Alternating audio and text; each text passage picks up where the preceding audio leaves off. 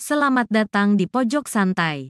Sebelum Anda mendengarkan audiobook ini, kami menginformasikan bahwa channel ini adalah review audio dari buku yang ada di Indonesia. Untuk membaca keseluruhan buku ini, kami menyarankan membeli buku aslinya di toko buku kesayangan Anda, baik offline maupun online. Keberadaan channel ini dimaksudkan untuk membantu Anda mendapatkan pengetahuan dari buku-buku kesayangan Anda. Jangan lupa untuk subscribe, like, dan komen. Selamat datang di Pojok Santai, channel khusus yang membahas komik dan novel dengan cara asik. Penolakan yang diterima membuat Cokodag D Anyar dan Cokodag D Jantrah merasa berang. Seberapa berang mereka? Yuk langsung saja simak video berikut ini.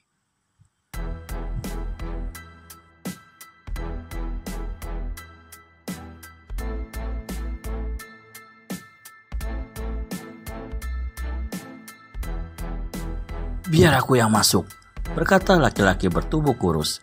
Didorongnya daun pintu. Pintu itu mengeluarkan suara berkereketan, tapi suara ini tertelan oleh suara hembusan angin deras dan hujan lebat. Dengan jari tangan terpentang lurus siap untuk menotok, laki-laki berbadan kurus ini melangkah mendekati tempat tidur. Tiba-tiba, orang yang tidur di atas pembaringan ini membalikkan badannya. Selimut yang menutupi sebagian wajahnya terbuka. Dan ketika dia bangun dengan cepat, orang ini segera membentak. "Siapa kau?" "Bukan dia," rutuk laki-laki yang mukanya tertutup kain hitam. Sementara dua orang kawannya yang berdiri di ambang pintu berjaga-jaga juga terkejut sekali. Tadinya mereka menyangka orang yang tidur di atas pembaringan itu adalah Nyi Ayu Tantri, gadis yang hendak mereka culik. Tapi suara bentakan itu nyata sekali suara laki-laki. Tak dapat tidak, yang tidur di situ adalah ayah dari gadis itu. "Maling rendah, kau berani masuk ke dalam rumahku?" Terdengar lagi bentakan. Itu adalah suara bentakannya Ikrambangan yang menyangka manusia yang masuk ke dalam kamar itu adalah maling. Segera laki-laki itu melompat menyambar si bilah parang yang tersisip di dinding. Namun sebelum tangannya mencapai senjata itu, satu pukulan menyambar dari samping. Ikrambangan dulunya adalah seorang bekas kepala prajurit kerajaan. Dengan sendirinya memiliki ilmu silat yang cukup bisa diandalkan, apalagi kalau cuma menghadapi seorang maling. Mendapat serangan itu, dengan cepat dia melompat ke samping, berkelit, dan menyusupkan satu tendangan ke dada lawan. Syah!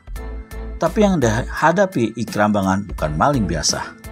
Maling itu pun ternyata memiliki ilmu silat yang lihai.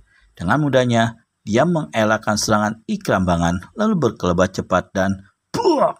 Tahu-tahu, jotosannya melanda dada Ikrambangan. Orang tua itu mengeluh tinggi, tubuhnya terhempas ke dinding. Napasnya sesak dan dadanya sakit bukan main. Tapi karena dia tersandar ke dinding, dengan sendirinya dia mempunyai kesempatan baik untuk menyambar parang. Cuma dia masih kurang cepat.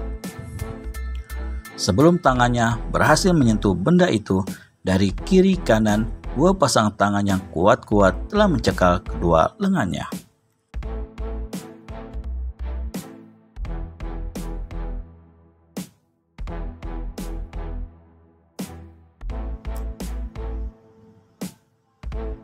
Dia coba berontak, tapi tak berhasil.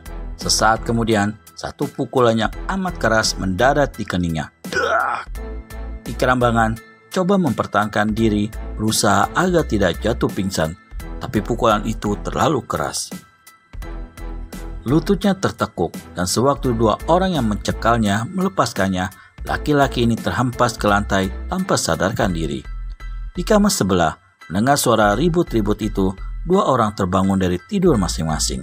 Mereka adalah Nyi Ayu Tantri dan ibunya. Biasanya, Tantri tidur sendirian di kamar depan, tapi karena malam itu ibunya diserang demam panas, si gadis sengaja tidur bersama sekalian untuk menjaga perempuan itu. "Ada apa, nak?" bisik Niwarda, ibunya Tantri. "Seperti suara orang berkelahi, Bu," jawab Tantri. "Ku dengar keluhan ayah." biar aku lihat keluar. Niwarda menarik pakaian anaknya dan berkata gemetar, "Jangan, Tantri. Pasti itu orang-orang jahat kalau kau keluar." "Tapi ayah, Bu," ujar Ni Ayu Tantri dengan hati cemas. Dan baru saja gadis itu berkata demikian, pintu kamar itu terpentang lebar oleh satu tendangan keras. Duah! Niwarda dan Ni Ayu Tantri menjerit sewaktu melihat ketiga orang laki-laki bertutupkan kain hitam paras masing-masing menyerbu ke dalam kamar itu. Baru saja matahari pagi tersembul di ufuk timur. Seluruh kelungkung yang sudah heboh oleh berita yang disampaikan dari mulut ke mulut, yaitu bahwa Ni Ayu Tantri, gadis cantik yang belum lama ini pindah bersama ayah dan ibunya, telah lenyap diculik orang malam tadi. Ikrambangan dan beberapa orang penduduk semalam-malaman itu telah berusaha mencari jejak si penculik, namun sia-sia belaka. Rata-rata penduduk menduga bahwa yang menculik Ni Ayu Tantri itu adalah gerombolan rampok yang bersarang di Bukit Jaratan, karena rampok-rampok itu memang selalu mengenakan kain hitam penutup muka bila menjalankan kejahatannya. Tapi Ikrambangan sendiri mempunyai dugaan lain. Bersama dua orang tetangga dengan menunggangi kuda pagi itu, dia berangkat menuju Denpasar. Tak sukar baginya mencari gedung kediaman Cokoda Gede Anyar. Akan Cokoda Gede Anyar ketika melihat kedatangan Ikrambangan berubahlah parasnya. Tapi sesaat kemudian bangsawan ini tertawa lebar dan berkata, "Hahaha, sungguh tak disangka-sangka kedatanganmu ini, Ikrambangan. Mari, silakan masuk. Cukup kita bicara di sini saja, Cokoda Gede Anyar." Kenapa begitu?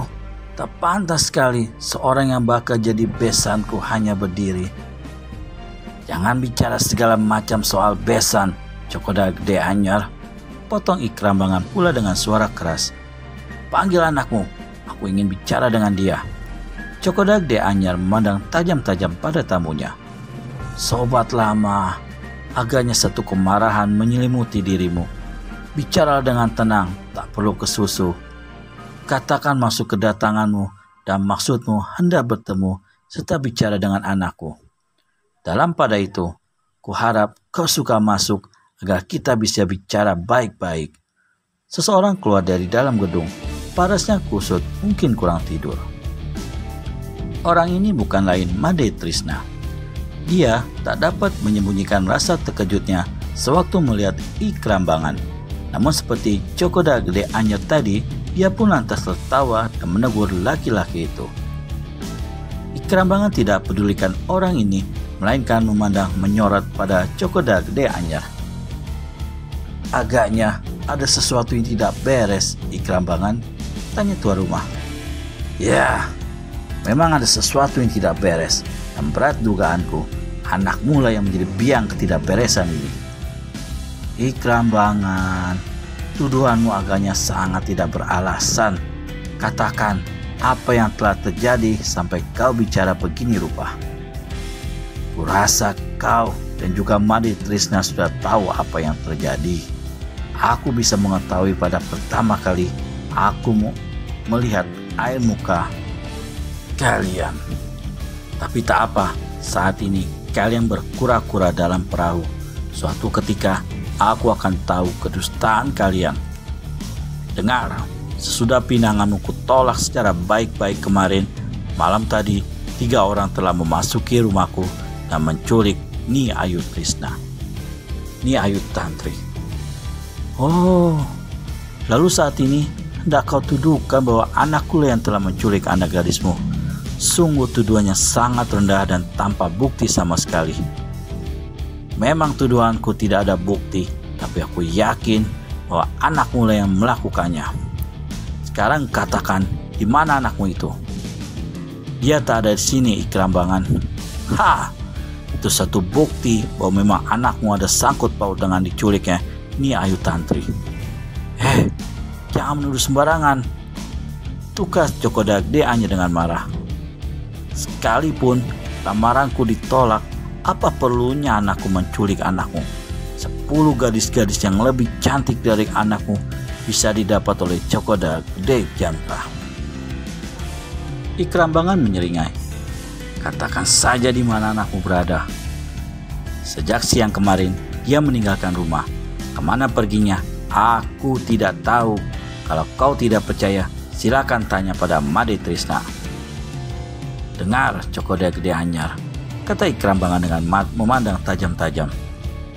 Jika aku mendapat bukti-bukti dan kenyataan bahwa anakmu lah yang telah menculik anakku dan terjadi apa-apa dengan diri Nyi Ayu Tantri, aku akan dia. Siapa saja yang berani menghalangi perbuatanku akan kusingkirkan dari muka bumi ini, termasuk kau dan Made Trisna. Habis berkata begitu, Ikrambangan dan 2 orang kawannya memutar tubuh dan segera meninggalkan gedung itu. Bagaimana selanjutnya? Apakah Ikrambangan berhasil menemukan anaknya Nyi Ayu Tantri? Temukan jawabannya di video selanjutnya hanya di channel Pojok Santai. Segera subscribe dan tekan tombol lonceng untuk mendapat notifikasi video terbaru dari kami. Terima kasih dan sampai bertemu kembali.